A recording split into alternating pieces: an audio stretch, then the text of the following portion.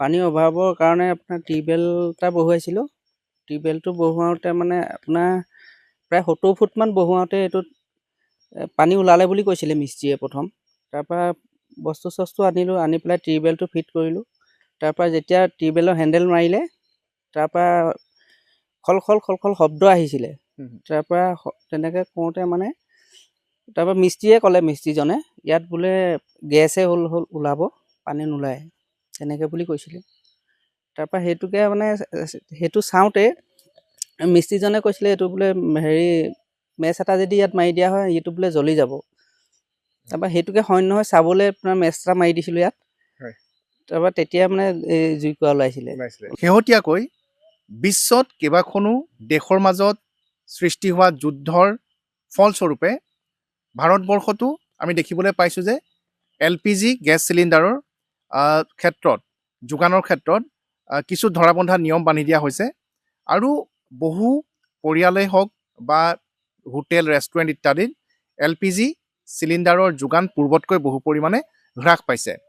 আৰু তাৰ বাবে আমি দেখা পাইছোঁ নগৰ অঞ্চলত থকা বহু বাসগৃহত বা ভাড়াঘৰসমূহত একাংশ লোকে তেওঁলোকৰ চিলিণ্ডাৰৰ অভাৱত ৰন্ধা বঢ়া কৰিব পৰা নাই। কিন্তু আজি আমি দেখুৱাবলৈ আহিছোঁ যোৰহাটৰ এটা পৰিয়াল, যিটো পৰিয়ালে তেওঁলোকৰ ঘৰত গেছ চিলিণ্ডাৰ থাকক বা নাথাকক সেই ক্ষেত্ৰত কোনো তেওঁলোকে চিন্তা কৰিব নালাগে আৰু তেওঁলোকৰ ঘৰত PNG কানেকশ্যনো নাই বা LPG চিলিণ্ডাৰক লৈ তেওঁলোকে কোনো চিন্তা কৰিব নালাগে। আৰু তেওঁলোকৰ ঘৰত এনেধৰণৰ ৰন্ধন প্ৰকৰণ যদি কৰিব লগা হয় আমি দেখুৱাইছোঁ যে প্ৰাকৃতিকভাৱে তেওঁলোকে সেই গেছৰ সুবিধা পাইছে।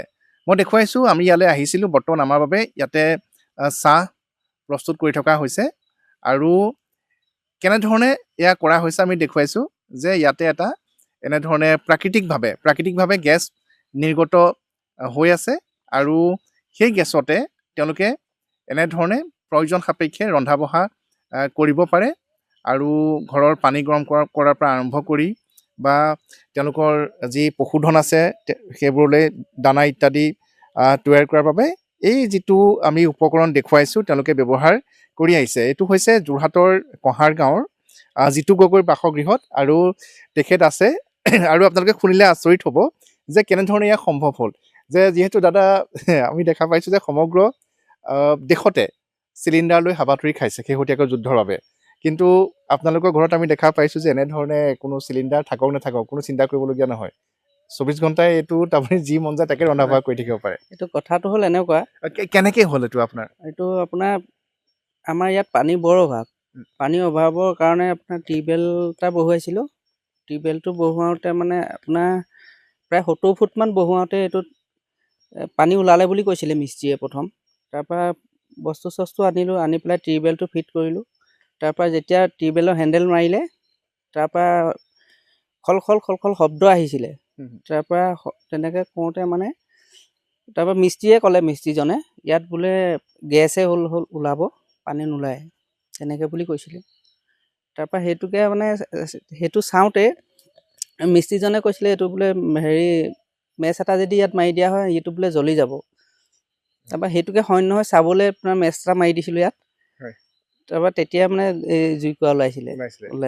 আৰু এইটোতো আপোনাৰ যিখিনি ইয়াতে সেই আপোনালোকে টিউবৱেলৰ বাবে যি টকা খৰচ কৰিলে সেইখিনিতো গ'ল, সেইখিনি তাতে গ'ল আৰু তাতে গ'ল। এতিয়া বেলেগ জেগাত ওলালে নাই পানী? বেলেগ জেগাতো নোলালে, আপোনাৰ তাৰপৰা চামৰাচেবুল বহুৱাবলগীয়া হ'ল। তাৰপৰা সেইটো হেৰি চামৰাচেবুল বহুৱালোঁ আৰু। এইটো কিমান ফুট আপোনালোকে ইয়াতে? 70 ফুট আছে। 70 ফুট বহুৱা আছে। 70 ফুটতে গেছ ওলালে? গেছ ওলালে। কিমান দিনৰ আগৰ কথা এইটো? এইটো প্ৰায় আপোনাৰ 14 মাহমান হৈছে। 14 মাহমান হয়। আমি দেখুৱাইছোঁ যে এনেধৰণে ইয়াতে বৰ্তমান আমাৰ বাবে চাহ তৈয়াৰ কৰি আছে আৰু এই যিটো গেছৰ যিটো এনেধৰণে ব্যৱস্থা আমি দেখুৱাইছোঁ, এতিয়া চাহ উতলিছে, পানী উতলিছে আৰু চেনি চাহপাত দিয়া ইতিমধ্যে হৈছে। আমি দেখুৱাইছোঁ যে এয়াই সেকুৰা জুই ইতিমধ্যে টিউবৱেলৰ বাবে যি পাইপ বহুওৱা হৈছিলে আৰু এনেধৰণে সেই পাইপৰ পৰা যি গেছ নিৰ্গত হৈ থাকে আৰু এনেধৰণে ইয়াতে তেওঁলোকে যেতিয়া তেওঁলোকৰ প্ৰয়োজন হয় প্ৰয়োজন সাপেক্ষে ইয়াত এনেধৰণে তেওঁলোকে ৰন্ধা বঢ়া কৰিব পাৰে। আৰু দাদা এইটো যেতিয়া বন্ধ কৰিব লগা হয় কেনেধৰণে বন্ধ কৰা হয় অলপ দেখুৱাই দিব নি? সোমাই দিলে বন্ধ হৈ যাব। ফুৱাই দিলে বন্ধ হ'ব মই যদি ফুৱাই দিওঁ বন্ধ হৈ যাব অলপ জোৰত কৰিব লাগিব জোৰত ফুৱাব লাগিব এতিয়া মই ফুৱাই চাওঁ কৰিব লাগিব অঁ কেনেকৈ আপুনি এবাৰ ফুৱাই দিয়কচোন আমি চাওঁ হয় এইটো বন্ধ হৈ গ'ল আমি দেখুৱাইছোঁ যে এইটো এইটো মানে ঘৰত যিধৰণে আমি গেছৰ মানে ষ্ট'ভ থাকে তেনেধৰণেই আৰু চাহো এতিয়া আমি দেখিছোঁ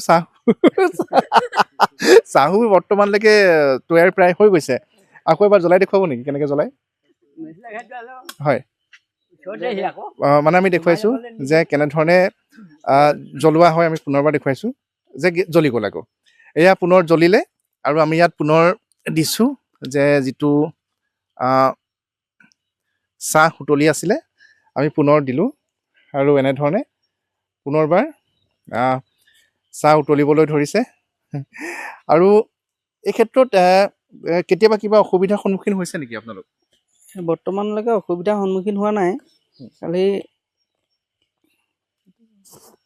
মানে মানে একোতো অসুবিধা নাই হোৱা অসুবিধা নাই হোৱা অসুবিধা নাই হোৱা হয়নে আৰু কেতিয়াবা ৰন্ধা বঢ়া বা তেনেধৰণে মাছ মাংস কিবা কিবি মাছ মাংস ৰন্ধা বঢ়া নহয় মানে গৰুলে দানা চানা আগতে বনাইছিলোঁ এতিয়া আপোনাৰ প্ৰায় নবনোৱাই হ'লো আৰু ইয়াত এই ফ'ৰ্চটো কম কাৰণে নবনোৱা হ'লো গেছৰ প্ৰেচাৰটো বহুত কম আছে কম কম আছে হয় কিন্তু এইটোতো হয় যদি যে চিলিণ্ডাৰ নাথাকে আপোনালোকৰ বোলে চিলিণ্ডাৰ নাই আপোনাৰ সুবিধা হৈছে এইটো এতিয়া চিলিণ্ডাৰ পাবলৈ দিগদাৰ হৈছে সেইটো কাৰণে ইয়াত অলপ সুবিধা হৈছে সুবিধা হৈছে এইটো 24 ঘণ্টা চাৰ্ভিছ 24 ঘণ্টা চাৰ্ভিছ যেতিয়া মন যায় তেতিয়াই ব্যৱহাৰ কৰিব পাৰি হয় চিলিণ্ডাৰ যদি আপোনালোকৰ নাপায়ো চিলিণ্ডাৰ যদি নাইকিয়াও হৈ যায় এতিয়া বোলে দেশত বা বিশ্বত এনেকুৱা এটা পৰিস্থিতি হ'ল যে গেছৰ দোকান বন্ধ হৈ গ'ল কিছুদিনলৈ চিলিণ্ডাৰ নাই তেতিয়া চবটো চাগে আপোনালোকৰ ঘৰতে খাবলৈ আহিব লাগিব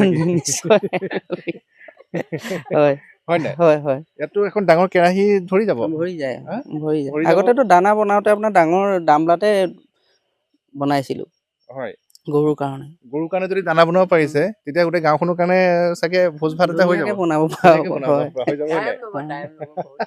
আমি দেখুৱাইছোঁ যে জিতু গগৈ বাসগৃহত যেতিয়া যিটো আমি দেখা পাইছোঁ যে সংকটৰ যিটো সৃষ্টি হৈছিলে যে 25 দিনৰ পিছতহে গেছৰ বুকিং LPG চিলিণ্ডাৰ বুকিং কৰিব পৰা হয় ৰন্ধন গেছৰ চিলিণ্ডাৰ বুকিং কৰিব পৰা যায় বা গ্ৰাম্যাঞ্চলত সেয়া 45 দিনৰ পিছতে কৰিব পৰা যায় তাৰ বাবে বহু পৰিয়ালত হাহাকাৰ এক পৰিস্থিতিৰ সৃষ্টি হৈছিলে কিন্তু যোৰহাটৰ কহাৰ গাঁৱৰ জিতু গগৈ বাসগৃহত সেই সমস্যা নাই তেওঁলোকে ইচ্ছা কৰিলে তেওঁলোকে বিচাৰিলে 24 ঘণ্টাই জ্বলাই থ'ব পাৰে আমি পুনৰ দেখুৱাইছোঁ এয়া এনেধৰণে জ্বলাই থ'ব পাৰে আৰু ইয়াতে যি মন যায় তেওঁলোকে ৰন্ধা বঢ়া কৰিব পাৰে আৰু নিশা আমি এইবাবে আহিছোঁ যে গেছৰ যিটো ফ্লেম সেই ফ্লেমটো যাতে আমি দেখুৱাব পাৰোঁ নিউজ 18 অসম নৰ্থ ইষ্টৰ দৰ্শকসকলক আৰু তাৰ বাবে আমি নিশা আহিছোঁ যে কেনেধৰণৰ ৰন্ধন প্ৰকৰণ ইয়াতে কৰিব পাৰে সেই দৃশ্য দেখুৱাবৰ বাবে দিনৰ ভাগত সূৰ্যৰ পোহৰৰ বাবে জুইৰ যিটো শিখা সেয়া শিখাটো ভালকৈ ধৰিব পৰা নাযায় গতিকে সমগ্ৰ দেশত যি সময়ত বৰ্তমান ৰন্ধন গেছৰ চিলিণ্ডাৰৰ বাবে হাহাকাৰ কৰিব লগা হৈছে সেই সময়ত কিন্তু যোৰহাটৰ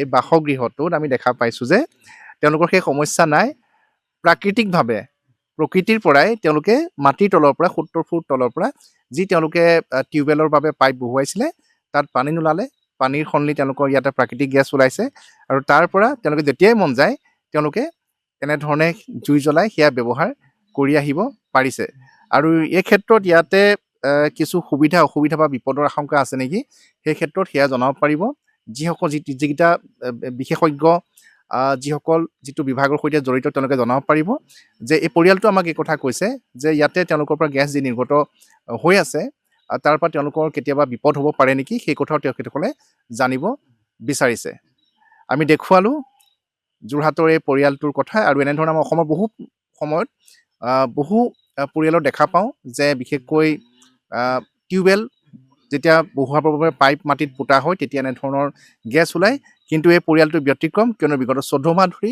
ইয়াত এনেধৰণে সেই পাইপৰ পৰা এনেধৰণৰ প্ৰাকৃতিক গেছ নিৰ্গত হৈ আছে যোৰহাটৰ পৰা Gautam Bora news 18 Assam north east আপুনি বিচৰা বাতৰি পাব কেৱল নিউজ 18 এপত নিউজ 18 এপ ডাউনলোড কৰিবলৈ স্কেন কৰক এই QR কোড গুগল প্লে ষ্টৰতো পাব এই নিউজ 18 এপ